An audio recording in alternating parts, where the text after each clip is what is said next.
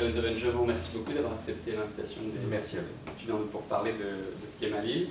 Nous vous recevons aujourd'hui suite à la sortie de votre ouvrage Le philosophe de service, paru chez Gallimard.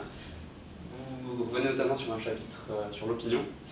Mais avant, je voudrais qu'on s'attarde un petit peu plus sur cette notion de philosophe de service que vous décrivez. Vous décrivez le rôle aujourd'hui des philosophes dans les médias, à la télévision notamment, et vous dites cette chose: si le philosophe, s'il complique les choses, on raillera son pédantisme. S'il parle comme tout le monde, on le trouvera démagogue.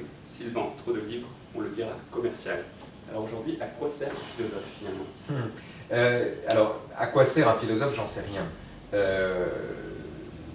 Disons que la question est plutôt de savoir ce qu'il y a derrière votre question. C'est-à-dire, que sous-entend votre question? Quelles sont les réponses, ou les préjugés, pardonnez-moi, qui sont impliqués dans la question que vous me posez? Par exemple, l'idée que quand on ne sert à rien, on est inutile. Que la philosophie doit servir à quelque chose. Peut-être même l'idée que la philosophie est une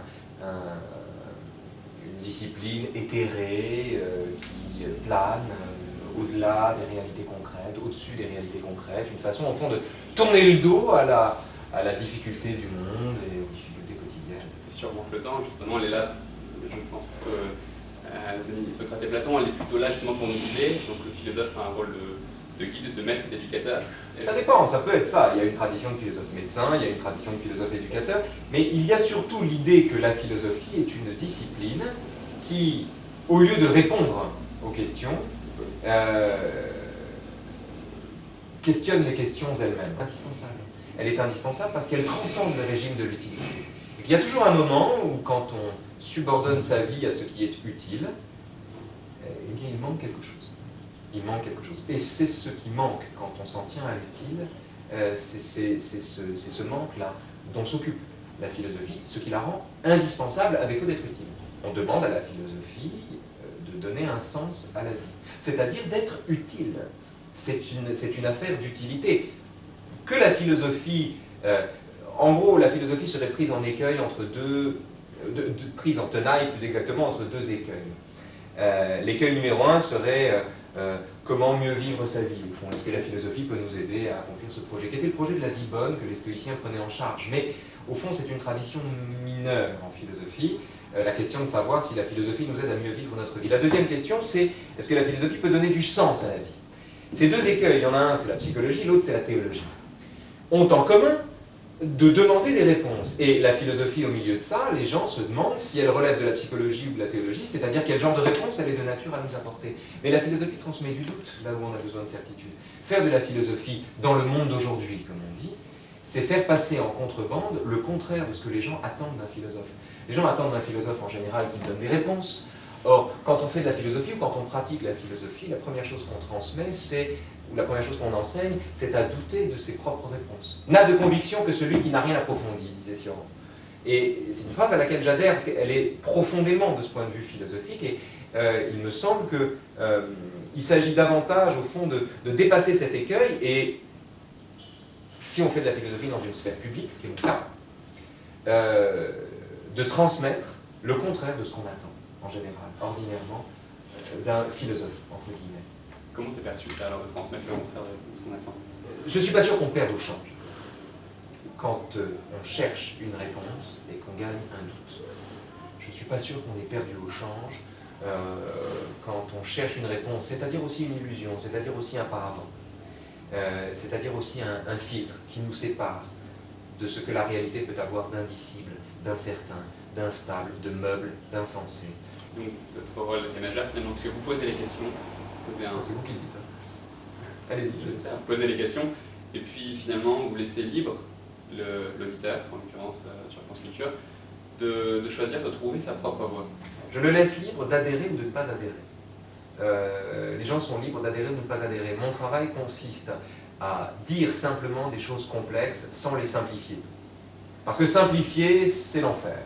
Simplifier, c'est l'enfer. Il y a un paragraphe de Nietzsche que j'aime beaucoup dans Par-delà bien et mal. Il dit: dans quel monde étrangement falsifié et simplifié vit l'homme? Il parle de la sainte simplicité. Mais la sainte simplicité dont il parle n'est pas la simplicité de l'écrivain qui sait trouver les mots justes. Non, la simplicité, en l'occurrence, qu'il fustige ou qu'il dénonce, voilà, c'est celle qui raccourcit, c'est celle qui tronque, c'est celle qui simplifie. Il s'agit de ne pas simplifier. Et pour ne pas simplifier, tout en disant des choses complexes, il faut savoir les dire simplement. Et donc mon boulot consiste à dire simplement des choses compliquées, ce qui permet de les préserver tout en les transmettant. Voilà. Et à faire entendre, parmi les philosophes, tous les philosophes, dans toutes les bibliographies de philosophes, il y a des textes limpides. Et donc c'est à faire entendre ces textes limpides et à les commenter et à montrer surtout à quel point ce qui est prodigieux, un texte qui a parfois 2500 ans, rentre en résonance avec la préoccupation du matin même. Donc vous cherchez aussi à faire vivre un petit peu le passé, le présent, pour nous guider et pour nous laisser le choix d'adhérer. Je ne sais pas. Nietzsche dit qu'il lui est odieux de suivre autant que de guider. Et c'est une phrase que je reprendrai bien à mon compte. Je ne suis pas un guide. Je ne suis pas un guide. Je ne suis pas là pour guider qui que ce soit, ni même pour plaider une cause ou pour défendre une cause. La seule cause que je défends, c'est la cause plurielle de l'amour de la sagesse, c'est-à-dire de la philosophie en l'occurrence, c'est-à-dire c'est la cause d'une discipline qui a pour effet miraculeux de faire la paix, au fond. De faire la paix, de remplacer le jugement par la compréhension et le combat par l'échange. Donc voilà, c'est la seule cause que j'ai, si cause il y a. Vous parlez de remplacer le combat par l'échange, et justement, venons-en à l'opinion, puisque vous dites qu'il n'y a pas de débat, mais simplement des combats en termes d'opinion, et puisque finalement, lorsqu'il y aurait débat, on se dit que lorsque quelqu'un parle, plutôt d'avoir raison de l'autre et de flatter les siens, cette personne se contente d'attendre que l'adversaire ait fini de parler pour dire ce qu'il avait prévu de dire depuis longtemps. Et ça, c'est empirique, hein, c'est quand on regarde un débat, on va entrer dans une période électorale, là on est à 1 an de l'échéance majeure, on va entrer dans une période électorale, on va avoir droit à plein de débats, parce que notre démocratie fait grand cas du débat, et ça le nomme. Seulement vous ne verrez jamais, je prends le pari avec vous, que dans l'année qui vient, nous ne verrons jamais un débat où l'un des interlocuteurs aura l'honnêteté de dire à l'autre « Ah tiens, vous m'avez convaincu, vous avez raison ». Ils ne peuvent pas. En l'occurrence, ce sont les ambassadeurs de leur fonds de commerce, c'est-à-dire de leur électorat. Et on ne peut pas demander à un homme politique, de ce point de vue, effectivement, de se mettre en situation de dire « vous m'avez convaincu ». Alors ce serait une preuve de force et non pas une preuve de faiblesse de sa part. Et on n'aura jamais ça. On n'aura jamais ça, parce que la démocratie, faisant grand cas du débat, confond le débat avec l'addition ou la juxtaposition des opinions.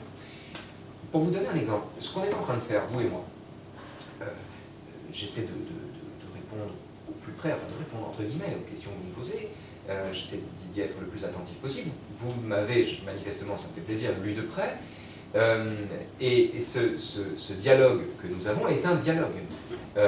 On n'est pas dans une confrontation stérile où vous diriez, voilà, moi je pense ça, je vous répondrai, non, moi je pense ça, et puis on se retrouverait dans une espèce de ce que Kant appelle déjà un dialogue de sourds. Or, les dialogues de sourds sont la norme en démocratie. Et c'est le paradoxe. La grandeur de la démocratie, c'est que toutes les opinions sont légitimes. Le péril de la démocratie, c'est que du coup, la détention d'une opinion est tenue pour une preuve de savoir équivalente. De sorte que toutes les opinions étant légitimes, toutes les opinions doivent se valoir. Or, toutes les opinions ne se valent pas. Il y a une grande différence entre celui qui est informé, par exemple, et celui qui ne l'est pas. Il y a une grande différence entre celui qui croit qu'il est informé et celui qui sait qu'il n'en connaît pas tant que ça. Et le problème de la démocratie, c'est qu'en sanctifiant l'opinion, elle produit des combats en guise de débat, où finalement c'est l'éloquence qui l'emporte. C'est l'effet sophistique, c'est la couleur de la cravate, c'est l'éloquence, c'est le maquillage, c'est l'allure. Ça n'est jamais le... Et les mots compliqués peut-être? Pardon? Et les mots compliqués aussi? Les mots compliqués, c'est à double tranchant, c'est-à-dire si vous employez des mots de 4 syllabes, vous flattez chez celui qui vous regarde plusieurs choses. Vous flattez le sentiment qu'il peut avoir d'écouter des mots plus longs que la norme, vous flattez aussi chez lui la tendance poujadiste à dénoncer celui qui jargonne. Et à dire, ah oui, il dit métaphysique ou phénoménologie parce qu'il ne sait pas parler simplement, parce que les philosophes ne savent pas parler simplement. Et bien souvent, quand un philosophe ou un philosophe de service emploie un mot compliqué, entre guillemets, à la télévision, dans un média qui n'est pas prévu pour, il le fait aussi pour donner à celui qui l'écoute l'occasion de se moquer de lui, en lui disant, et de se déguiser lui en en héros de la simplicité. Vous savez, il y a un texte de Roland Barthes dans Mythologie que j'aime beaucoup. C'est un texte dans lequel il s'en prend à... je ne sais plus, c'est un texte où il s'en prend à la critique littéraire. Et il explique, à ce moment-là, il prend l'exemple de Madame Verdurin.